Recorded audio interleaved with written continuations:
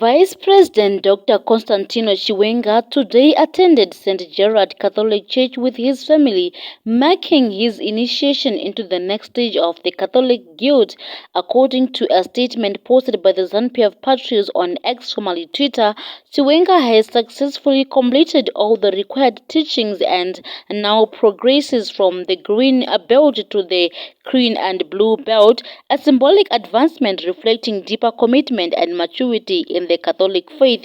The ceremony drew attention not only for its religious significance but also for its timing, coming at a moment when Zimbabwe's political landscape is filled with speculation about succession, factional battles, and positioning ahead of the 2030 political cycle.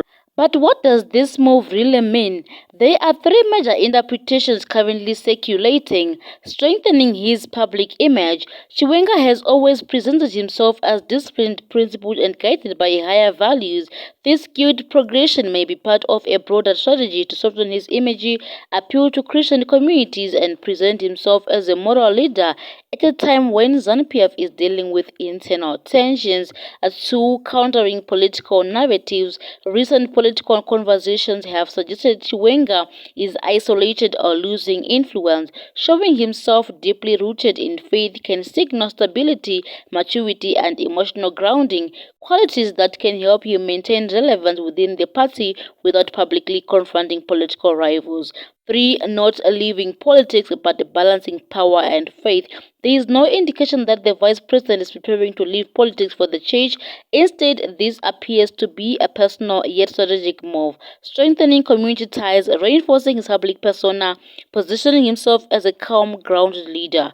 In ZANU-PF, where religious symbolism is often intertwined with political messaging, Chiwenga's guild progression could be interpreted as a reminder that he remains present, composed, and connected to ordinary Zimbabweans.